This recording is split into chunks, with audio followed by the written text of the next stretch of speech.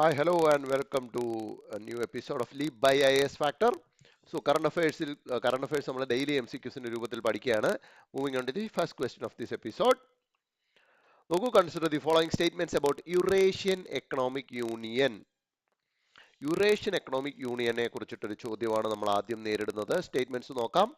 Member states of EU share a common currency for cross border trade. Second statement പറയുന്നു, currently India do not have significant trade relations with countries in EAU. And third statement പറയുന്നു, Eurasian Economic Commission is the supreme body of the union which includes the heads of EAU member states. അതായത് നമ്മൾ മറ്റുള്ള ഓർഗനൈസേഷൻസിനെ പോലെ ആദ്യം അങ്ങനെ കേട്ടിട്ടില്ലാത്തൊരു ഒരു ഒരു grouping ആണ് എന്താ യുറേഷ്യൻ എക്കണോമിക് യൂണിയൻ. പക്ഷെ ഞാൻ പറഞ്ഞിട്ടുണ്ട് എപ്പോഴും എന്താണ് ലോജിക്ക് യൂസ് ചെയ്യൂ. ലോജിക്ക് യൂസ് ചെയ്ത് ക്രാക്ക് ചെയ്യാൻ പറ്റാത്ത ചോദ്യങ്ങൾ വളരെ കുറവാണ് UPSC പ്രിലിംസിൽ ചോദിക്കുന്നത്. നമുക്ക് ആദ്യത്തെ സ്റ്റേറ്റ്മെന്റ് തന്നെ എടുക്കാം. Member states of EAU share a common currency for cross border trade. അതായത് EAUവിന് ഒരു കോമൺ കറൻസി ഉണ്ട് എന്നാണ് പറയുന്നത്. നമ്മൾ കേട്ടിട്ടുള്ള കോമൺ കറൻസികളിൽ ഏറ്റവും പ്രധാനപ്പെട്ട നമ്മൾ കേട്ടിട്ടുള്ള യൂറോ തന്നെയല്ലേ. യൂറോ അല്ലാതെ മറ്റെവിടെങ്കിലും എന്തെങ്കിലും ഒരു കോമൺ കറൻസിയെ കുറിച്ച് നമ്മൾ അങ്ങനെ അധികം കേൾക്കുന്നില്ല. നമ്മൾ കേട്ടിട്ടില്ലെങ്കിൽ അങ്ങനെ ഉള്ളത് ഒരു കോമൺ ആയിട്ടുള്ള ഒരെണ്ണം ഉണ്ടാവാൻ സാധ്യതയില്ല എന്ന് തന്നെയല്ലേ അതിനർത്ഥം. കോമൺ ആയിട്ട് യൂസ് ചെയ്യുന്ന ഒരു സാധനം ഉണ്ടാകാൻ സാധ്യതയില്ല. പിന്നെ യൂറോ തന്നെ നോക്കുക. യൂറോ എന്ന് പറയുന്നത് യൂറോ സോൺ കൺട്രീസ് എന്ന് പറയുന്നത് എവിടെയാണ്? കൂടുതലും വെസ്റ്റേൺ യൂറോപ്പിലോ സെൻട്രൽ യൂറോപ്പിലോ ആയിട്ടാണ് കിടക്കുന്നത്. ഈസ്റ്റേൺ യൂറോപ്പിൽ വളരെ കുറച്ച് രാജ്യങ്ങളേ ഉള്ളൂ. മാത്രമല്ല അത് യൂറോയിൽ ഒതുങ്ങി നിൽക്കുക, യൂറോപ്പിൽ ഒതുങ്ങി നിൽക്കുന്ന. ഇവിടെ എന്താണ്, യൂറേഷ്യനും കൂടെ കയറി വരുന്നുണ്ട്. അപ്പോൾ ഉറപ്പായിട്ടും എന്താണ്, ഒരു കോമൺ കറൻസി എന്നുള്ള ഒരെണ്ണം നമ്മൾ കേട്ടിട്ടില്ല. അതുകൊണ്ട് നമുക്ക് എന്ത് ചെയ്യാം, ഈ സ്റ്റേറ്റ്മെന്റ് റോങ് ആണ് എന്ന് ഗസ് ചെയ്യാം. And the second one നോക്കൂ, currently India do not have any significant trade relations with the countries in EU. See, Eurasia എന്ന് പറയുമ്പോൾ അതിനകത്ത് എന്തായാലും ഉറപ്പായും ഏത് രാജ്യം ഉണ്ടാവണം? യൂറോപ്യൻ സൈഡ് ഏഷ്യ, അതാണല്ലോ യുറേഷ്യ എന്ന് നമ്മൾ പറയുന്നത്. ഏത് രാജ്യം മസ്റ്റായിട്ടും ഉണ്ടാവണം? റഷ്യ മസ്റ്റായിട്ടും ഉണ്ടാവണ്ടേ? എന്നാലല്ലേ ഇതിനെ യുറേഷ്യ എന്ന് തന്നെ നമുക്ക് വിളിക്കാനൊക്കത്തുള്ളൂ. റഷ്യയുമായിട്ട് ഇന്ത്യക്ക് സിഗ്നിഫിക്കന്റ് ട്രേഡ് റിലേഷൻ ഇല്ല എന്നാണോ നിങ്ങൾ പറയുന്നത്? ഉറപ്പായിട്ടും ആ സ്റ്റേറ്റ്മെന്റും നമുക്ക് തെറ്റി. അപ്പോൾ ഒന്നുകിൽ C3 ഉള്ളി ആവാം, D നൺ ഓഫ് ദീസ് ആവാം. പക്ഷെ 3യിൽ ട്വിസ്റ്റ് ഉണ്ട്. 3യിൽ ട്വിസ്റ്റ് ഉണ്ട് എന്ന് പറയാനുള്ള കാരണം അതിനെക്കുറിച്ച് നമുക്കറിയത്തില്ല. നമുക്ക് യുറേഷ്യൻ എക്കണോമിക് യൂണിയനെ കുറിച്ച് തന്നെ അറിയത്തില്ല, പിന്നല്ലേ അതിന്റെ സുപ്രീം ബോഡി എന്ന് പറയുന്നത് എന്താണ് എന്ന് നമ്മൾ അറിയുന്നത്. അപ്പൊ നമുക്കത് അറിയത്തില്ലെങ്കിൽ നമ്മൾ അത് ഇതോടുകൂടി പഠിക്കുന്നു. യൂറോപ്യൻ എക്കണോമിക് കമ്മീഷൻ എന്ന് പറയുന്നത് ഈ യുറേഷ്യൻ എക്കണോമിക് യൂണിയനെ സംബന്ധിച്ചിടത്തോളം ഇറ്റ്സ് എ റെഗുലേറ്ററി ബോഡി മാത്രമാണ്. മനസ്സിലായില്ലേ? അതായത് ഈ യൂണിയനെ സംബന്ധിച്ച് ഇതൊരു റെഗുലേറ്ററി ബോഡി മാത്രമാണ്, സുപ്രീം ബോഡി അല്ല. So that means option 3 is also wrong. So that means our right answer is none of these. Eurasian economic യൂണിയന്റെ സുപ്രീം ബോഡി എന്ന് പറയുന്നത് സുപ്രീം യുറേഷ്യൻ എക്കണോമിക് കൗൺസിൽ ആണ്. സുപ്രീം യുറേഷ്യൻ എക്കണോമിക് കൗൺസിൽ ആണ് എന്ത്, Eurasian economic യൂണിയന്റെ supreme body എന്ന് പറയുന്നത്. മനസ്സിലായില്ലേ? അല്ലാതെ യുറേഷ്യൻ എക്കണോമിക് കമ്മീഷൻ എന്ന് പറഞ്ഞാൽ അതൊരു റെഗുലേറ്ററി ബോഡിയാണ്. ഇനി ഒന്ന് നോക്കൂ, EAU മെമ്പേഴ്സിന്റെ പേര് നിങ്ങളൊന്ന് പഠിച്ചു വെക്കുന്നത് വളരെ നല്ലതാണ്. Armenia, Belarus, Kazakhstan, Kyrgyzstan and Russia. ഈ 5 പേരാണ് അതിനകത്ത് ഫുൾ ടൈം മെമ്പേഴ്സ് ആയിട്ടുള്ളത്. അപ്പം ഈ 5 പേരുടെ പേരൊന്ന് പഠിച്ചു വെക്കുക. കാരണം എന്തുകൊണ്ട് ഇത് ന്യൂസിൽ വന്നു എന്ന് ചോദിച്ചു കഴിഞ്ഞാൽ, ഇന്ത്യയും EUവും തമ്മിൽ എന്താണ് പുതിയതായിട്ട്? EUവും തമ്മിൽ ഒരു ഫ്രീ ട്രേഡ് എഗ്രിമെന്റിനുള്ള ചർച്ചകൾ തുടങ്ങിയിരിക്കുന്നു.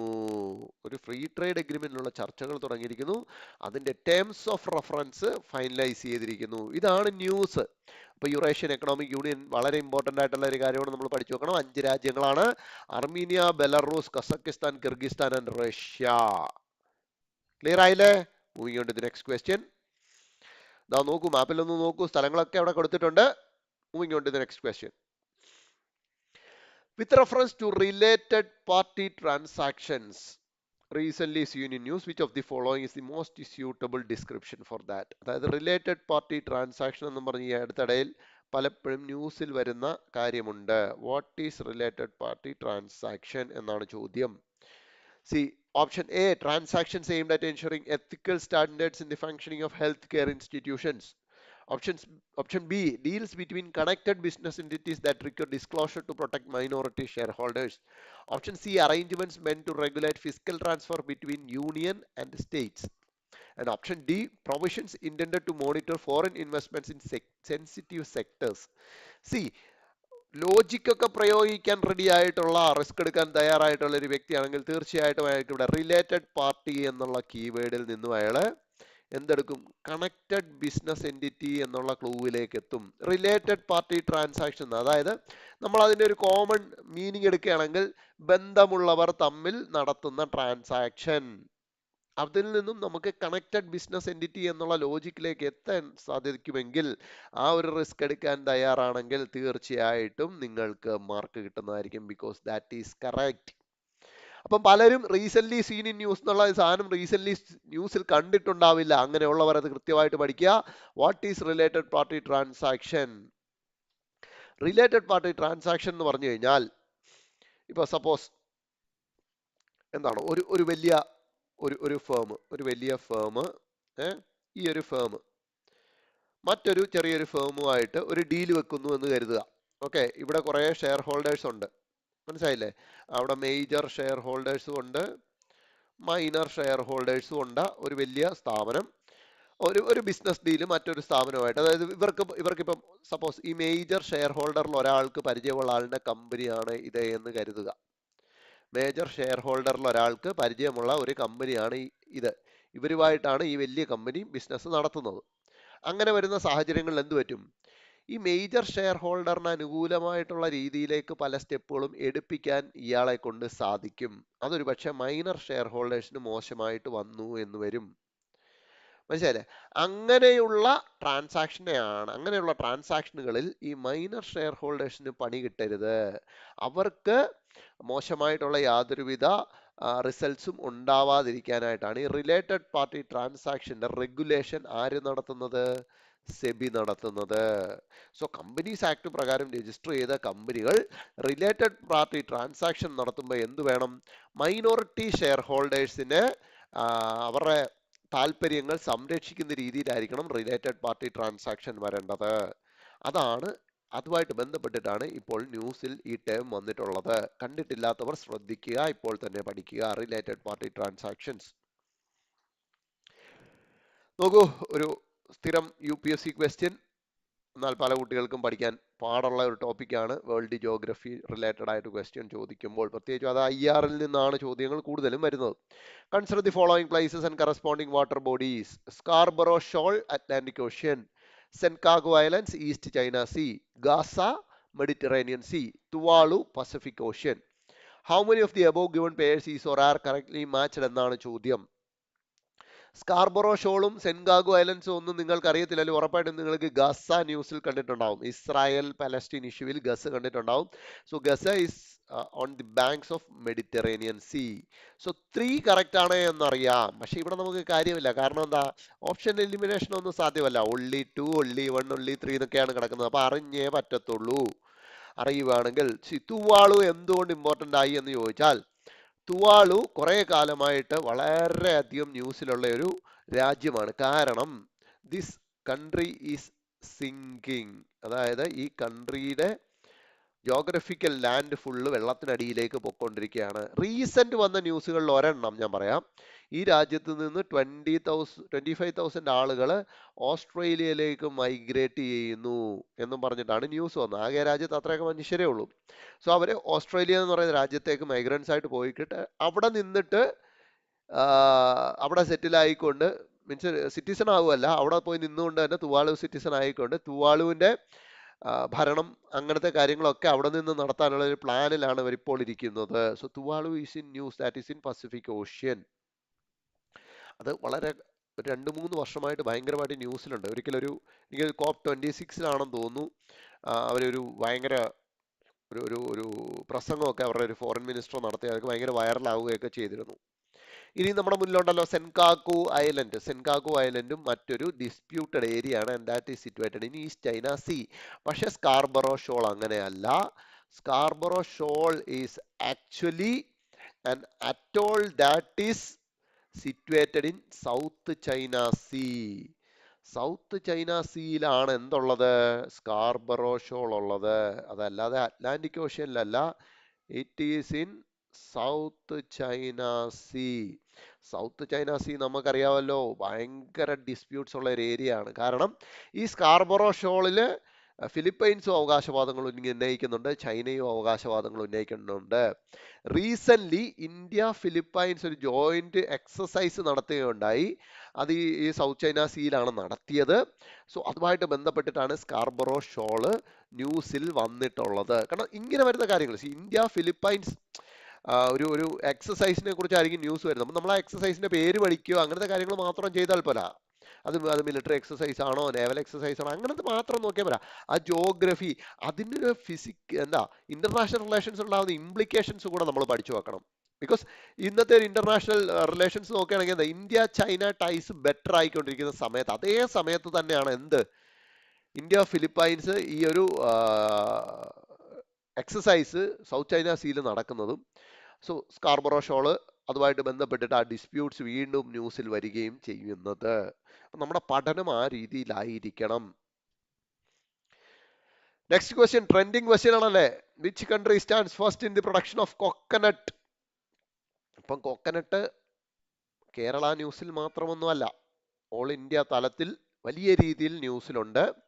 വെളിച്ചെണ്ണയുടെ വില, കോക്കനട്ട് ഓയിലിന്റെ വില അതിഭീകരമായിട്ട് കൂടുന്നത് കേരള ന്യൂസിൽ ഒതുങ്ങി നിന്നിരുന്നില്ല. അത് കേരളവും കടന്ന് ഓൾ ഇന്ത്യ തലത്തിലേക്ക് പോയിട്ടുണ്ട്. എല്ലാ പ്രധാനപ്പെട്ട മീഡിയയും ഇത് കവർ ചെയ്യുകയുണ്ടായി. അതിനെക്കുറിച്ച് വിശദമായിട്ട് എഴുതുന്നുണ്ട്, ഡീറ്റെയിൽഡ് ആയിട്ടുള്ള അനാലിസിസ് അവർ നടത്തുന്നുണ്ട്, എന്തുകൊണ്ട് വെളിച്ചെണ്ണയ്ക്ക് ഇങ്ങനെ വില കൂടുന്നു. അപ്പോഴാണ് റിലേറ്റഡ് ചോദ്യം വന്നുകൂടെ, which country stands first in the production of coconut? Already ചോദിച്ചിട്ടുണ്ട്, റൈസിന്റെ പ്രൊഡക്ഷൻ ചോദിച്ചിട്ടുണ്ട്. അപ്പൊ സിമിലർ കൈൻഡിൽ ചോദിക്കാൻ പറ്റുന്ന ഒരെണ്ണമാ. ഇന്ത്യ എന്നാണ് നിങ്ങളുടെ ആൻസർ എങ്കിൽ തെറ്റി. The right answer is Indonesia. Indonesia ആണ് ലോകത്തെ ഏറ്റവും കൂടുതൽ കോക്കനട്ട് പ്രൊഡ്യൂസ് ചെയ്യുന്നത്. അതിനകത്ത് സംശയമൊന്നുമില്ല. നിങ്ങൾ FAOയുടെ സ്റ്റാറ്റ്സ് എടുത്ത് നോക്കാമെങ്കിൽ അതിനകത്ത് കൃത്യമായിട്ട് കാണാം. ഇന്തോനേഷ്യ ഒന്നാം സ്ഥാനത്ത്, അതിനുശേഷം ഫിലിപ്പീൻസ്, അതിനുശേഷമാണ് ഇന്ത്യ വരുന്നത്. അപ്പൊ ഇന്തോനേഷ്യ, ഫിലിപ്പൈൻസ്, ഇന്ത്യ, ഈ 3 രാജ്യങ്ങളാണ് കോക്കനട്ട് പ്രൊഡക്ഷന്റെ കാര്യത്തിൽ മേജർ ഷെയറും കയ്യിൽ വെച്ചിരിക്കുന്നത്. അത് കഴിഞ്ഞിട്ട് വളരെ ചുരുക്കം ഷെയർ മാത്രമേ ഉള്ളൂ ബാക്കി രാജ്യങ്ങളുടെ കയ്യിൽ. ഓക്കെ, ഈ ഗ്രാഫ് കാണുമ്പോൾ തന്നെ നിങ്ങൾക്ക് അറിയാം ആ ഒരു ഡിഫറൻസ്, ഹ്യൂജ് ഡിഫറൻസ് നിങ്ങൾ കണ്ടില്ല. ഇന്ത്യ, ബ്രസീൽ 3rd പ്ലേസിൽ നിൽക്കുന്ന ഇന്ത്യയും 4th പ്ലേസിൽ നിൽക്കുന്ന ബ്രസീലും തമ്മിലുള്ള വ്യത്യാസം നോക്കിക്കേ, അതിഭീകര വ്യത്യാസമാണുള്ളത്. So Indonesia leads, then followed by Philippines and India. ഇത് ഓർമ്മയിൽ ഉണ്ടാവണം എല്ലാവർക്കും.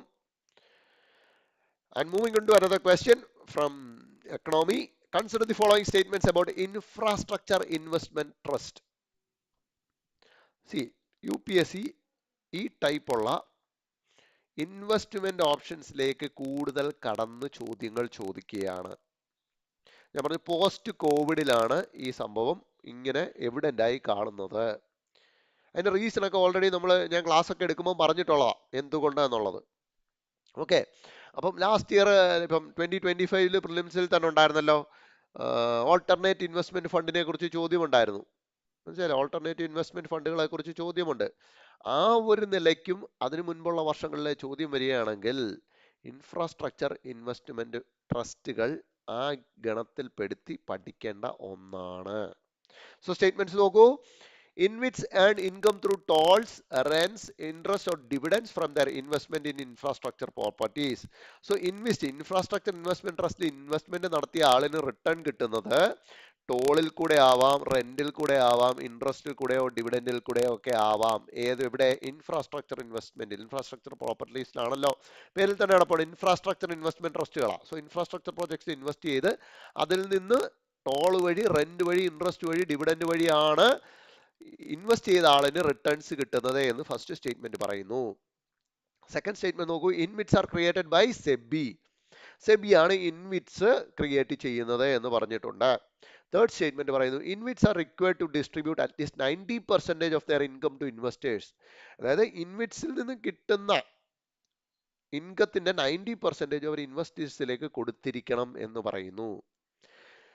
സി ഫസ്റ്റ് വൺ ലോജിക്കലി നമുക്ക് ട്രൂ ആയിട്ട് എടുത്തൂടെ? കാരണം എന്താ? ഇൻഫ്രാസ്ട്രക്ചർ ഇൻവെസ്റ്റ്മെന്റ്, ഇൻഫ്രാസ്ട്രക്ചറുകളിൽ ഒരു വ്യക്തി ഇൻവെസ്റ്റ് ചെയ്യുന്നു. അപ്പൊ അയാൾക്ക് എങ്ങനെയൊക്കെ അതിനകത്തുനിന്ന് റിട്ടേൺ കിട്ടാം? ഇപ്പൊ ഒരു ഇൻഫ്രാസ്ട്രക്ചർ എന്ന് പറഞ്ഞാൽ എന്താ? റോഡ് ഒരു ഇൻഫ്രാസ്ട്രക്ചറാ അല്ലേ? പിന്നെ ബിൽഡിങ്സ് അത് മറ്റൊരു ഇൻഫ്രാസ്ട്രക്ചറാ.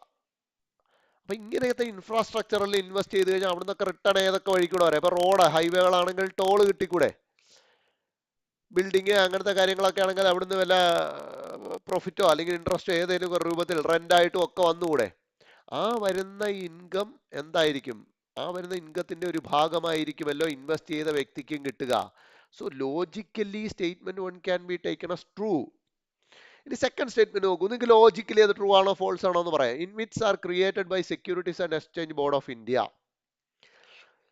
സി സെബി എന്ന് പറയുന്നത് എന്താണ്? ഒരു ഫിനാൻഷ്യൽ റെഗുലേറ്ററി ബോഡിയാണ് അല്ലേ? അതായത് ക്യാപിറ്റൽ മാർക്കറ്റ്, സെക്യൂരിറ്റീസ് മാർക്കറ്റ് എന്ന് പറയുന്നതിനകത്ത് ആ സെക്യൂരിറ്റീസ് മാർക്കറ്റിന്റെ റെഗുലേറ്റർ ആണെന്ത്? ആര്? സെബി. റെഗുലേറ്റർ. റെഗുലേറ്റേഴ്സ് പൊതുവെ ഇങ്ങനത്തെ ഇൻവെസ്റ്റ്മെന്റ് ഇൻസ്ട്രുമെന്റ്സ് ഉണ്ടാക്കാറില്ല. അതിപ്പോ നിങ്ങൾ എന്ത് നോക്കിയാലും കാണാം. RBI ആണോ ബാങ്കുകൾ ഉണ്ടാക്കുന്നത്? അല്ലല്ലോ. RBI ആണോ ഓരോ ബാങ്കുകൾക്കും വേണ്ടി FD ഉണ്ടാക്കി കൊടുക്കുന്നത്, RD ഉണ്ടാക്കി കൊടുക്കുന്നത്, അല്ലെങ്കിൽ മ്യൂച്വൽ ഫണ്ട് ഉണ്ടാക്കി കൊടുക്കുന്നത്? അല്ലല്ലോ. പോട്ടെ, സെബി ആണോ മ്യൂച്വൽ ഫണ്ട് ഉണ്ടാക്കി കൊടുക്കുന്നത്? അല്ല. ഇവർക്കൊക്കെ എന്താ ചെയ്യുന്നത്? ഈ ഫീൽഡിലെ റെഗുലേഷൻ മാത്രമാണ്. RBI ബാങ്കിങ് എന്ന് പറയുന്ന ഫീൽഡിലെ റെഗുലേഷൻ ആണ് നോക്കുന്നത്. ഒരു ഫ്രെയിംവർക്ക് ഉണ്ടാക്കി കൊടുക്കും. അതിനകത്ത് നിന്നുകൊണ്ടാണോ ബാങ്കുകൾ വർക്ക് ചെയ്യുന്നത്, അവരുടെ പ്രൊഡക്ട്സ് ചെലവാക്കുന്നത് എന്ന് നോക്കും. സെബി അതുപോലെ ഒരു ഫ്രെയിംവർക്ക് ഉണ്ടാക്കിയിട്ടുണ്ട്. അതിനുള്ളിൽ നിന്നുകൊണ്ട് അവരുടെ മോണിറ്ററിംഗ് ആണ് ഉണ്ടാവുക. മനസ്സിലായി? റെഗുലേറ്റേഴ്സ് ആണ് ഇത് എന്നുള്ള ഒറ്റ ബോധമുണ്ടെങ്കിൽ നമുക്ക് പറയാം ഈ ഓപ്ഷനും എന്താണ്? റോങ് ആണ്. So option 2 is wrong. Last one അറിയാമെങ്കിൽ മാത്രം അടിക്കാൻ പറ്റുന്ന ഒരെണ്ണമാണ്.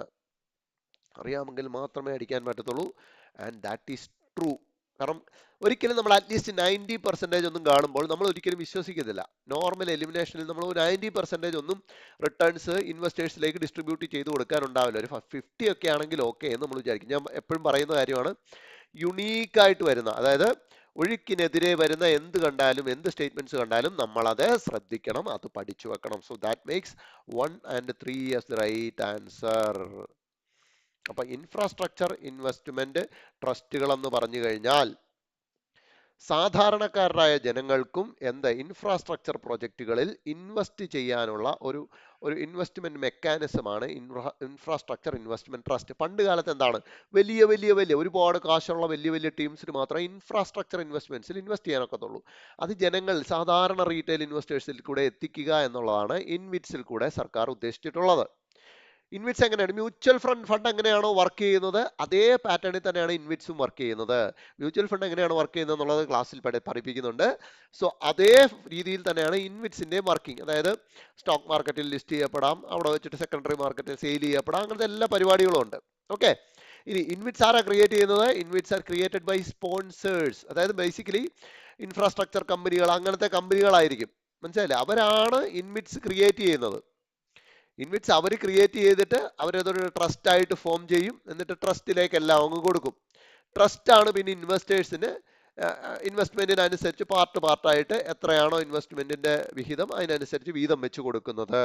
So InvITs are created by sponsors എന്നുള്ളത് നിങ്ങളുടെ മനസ്സിലുണ്ടായിരിക്കണം. ഇത് വളരെ ഇമ്പോർട്ടൻ്റ് ആയിട്ടുള്ള ടോപ്പിക്കാണ്. കാരണം ഇൻവിറ്റ്സിൽ കൂടെ അത്യാവശ്യം വലിയ രീതിയിൽ നമുക്കിപ്പോൾ ഇൻവെസ്റ്റ്മെന്റ് ഇന്ത്യയിലേക്ക് വന്നുകൊണ്ടിരിക്കുകയാണ്. ഓൾറെഡി ഓൾട്ടർനേറ്റീവ് ഇൻവെസ്റ്റ്മെന്റ് ഫണ്ട് പോലെയുള്ള ചോദ്യങ്ങൾ ചോദിച്ചിട്ടുള്ളത് കൊണ്ട് ഇനിയത്തെ കാലത്ത് ചോദിക്കാൻ സാധ്യതയുള്ളത് ഈ ടൈപ്പ് ഓഫ് ഇൻവെസ്റ്റ്മെന്റ്സ് ആണ്. സോ നമ്മളത് ശ്രദ്ധയിൽ വെക്കുക.